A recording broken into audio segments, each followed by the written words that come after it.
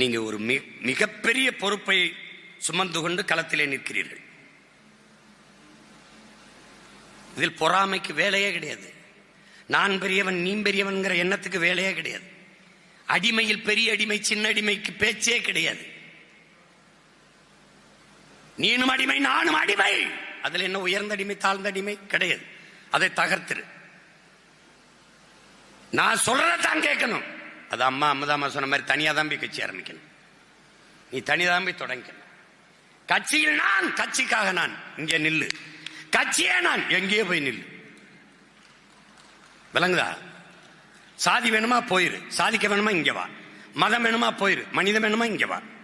திராவிடனா எங்கிட்ட போ, தமிழனா எங்கிட்ட வா. இதாங்க இருக்க கோட்பாடு. போட்டு குழப்பிக்காத. பக்கத்தில் உட்கார்ந்து துரோகியா இருப்பதை விட எதிர்த்து நின்று எதிரியாரு, அது மேன்மையானது.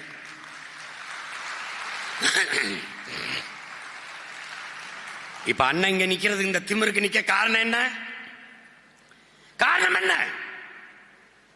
எனக்கு கற்பித்த தலைவன், நான் படித்த தத்துவம், எனக்கு பின்னால் லட்சக்கணக்கா என் தங்கைகள் தம்பிகள் நிற்கிறார்கள் என்கிற திமிர் அல்ல.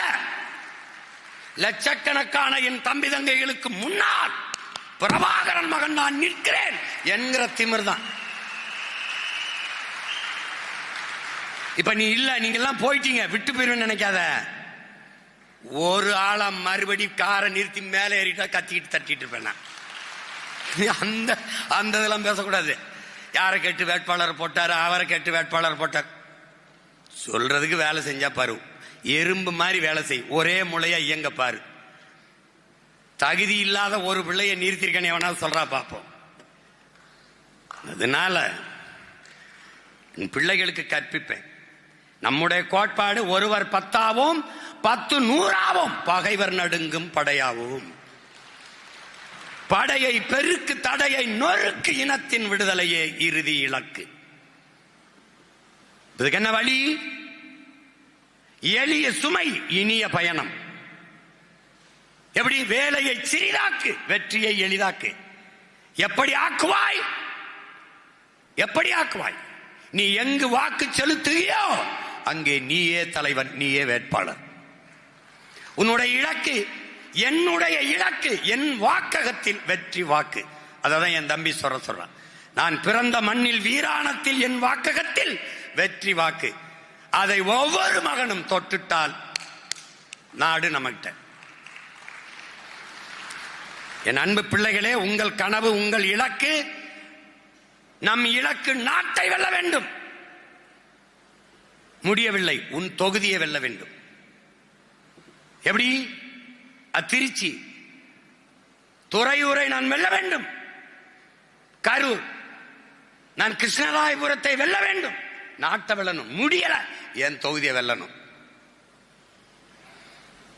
நாட்டை வெல்லணும், முடியல, ஆவடியை நான் வெல்லணும். அங்க இருக்க தளபதிகளுக்கு பொறுப்பு. முடியல, என் வாக்ககத்தில் நான் வெல்லணும். இப்படி ஒவ்வொரு தளபதியும் தலைவன் நின்று அவனவன் வாக்ககத்தை வென்றால் நாட்டை வென்றும். இதுதான் இங்கே தொகுதி வென்றும் நாடு வென்றும். போட்டு குழப்பிக்காத. இதைத்தான் மாற்றில் உதக்குங்க சொல்றான். மொத்த படிக்கட்டையும் பாட்டு மலைச்சு நிக்காத. நம்பிக்கையோடு முதல் படியில் ஒரு அடி எடுத்து வை.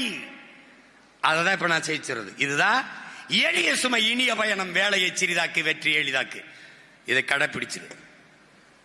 இப்ப நமக்கு முன்னாடி எல்லாரும் துண்டை போட்டு போயிடுவான், அந்த வேலையை செய்ய ஆரம்பிச்சிருவான். அவர் சொல்றாரு, அது மாதிரி பண்ணுவான். செய்யணும். அதை நன்கு கவனித்துக் கொண்டு இந்த தேர்தலில் அன்பு பிள்ளைகள் களத்தில் நிற்கணும். வருகிற பிப்ரவரி 21ஆம் தேதி நாம் தமிழர் கட்சி சார்பில் ஒரு மிகப்பெரிய மாநாடு திருச்சியில நடைபெற இருக்கும் சூழல்ல இந்த மாநாட்டில் நாம் தமிழர் கட்சி சார்பில் 2026 தேர்தலில் 234 தொகுதியில நிக்க போற வேட்பாளர்களை அறிவிக்க போறதா சீமான் அவர்கள் தெரிவிச்சிருக்காரு. இப்படி இருக்கும் சூழல்ல இதற்கு முன்னோட்டமா ஒரு பொதுக்குழு கூட்டத்தில் பேசின நாம் தமிழர் கட்சியின் தலைமை ஒருங்கிணைப்பாளர் சீமான் அவர்கள், நான் தான் வேட்பாளரை நிறுத்துவேன், இவரை நிறுத்தலாம் அவரை நிறுத்தலாம் அப்படின்னு சொல்லக்கூடாது. கட்சிக்குள்ள நீ பெரியாளு நான் பெரியாளு அப்படின்னு சொல்லக்கூடாது. நாம எல்லா எல்லாமே சொந்த மண்ணுல உரிமை இழந்து அடிமையா வாழ்ந்துகிட்டு இருக்கோம். இதுல பெரிய அடிமை சின்ன அடிமை அப்படின்னு சொல்றதுக்கு எதுவும் இல்ல. தமிழ் தேசியம் வேணும்னா என்கிட்ட வா, திராவிட வேணும்னா அங்கிட்டு போயிரு, என்னை எதிர்க்கிறதா இருந்தா எதிரியாரு, துரோகியா இருந்துராத அப்படின்னு சொன்ன சீமானவர்கள், நான் இப்போ இவ்வளவு தைரியமா பேசுறேன்னா எனக்கு பின்னாடி இவ்வளவு லட்சம் தம்பி தங்கைகள் இருக்கீங்க அப்படின்றதுக்காக இல்ல. இவ்வளவு லட்சம் தம்பி தங்கைகள் முன்னாடி பிரபாகரன் மகன் சீமான் இருக்கேன் அப்படின்ற தைரியம் தான். இப்ப நீங்கெல்லாம் என்ன விட்டுட்டு போயிட்டீங்கன்னா நான் சோர்ந்துருவேன் அப்படின்றது இல்ல. மக்கள் கூட்டத்துல காரை நிப்பாட்டிட்டு காருக்கு மேல ஏறி கத்துவேன் அப்படின்னு நாம் தமிழர் கட்சியின் தலைமை ஒருங்கிணைப்பாளர் சீமான் அவர்கள் தெரிவிச்சிருக்காரு.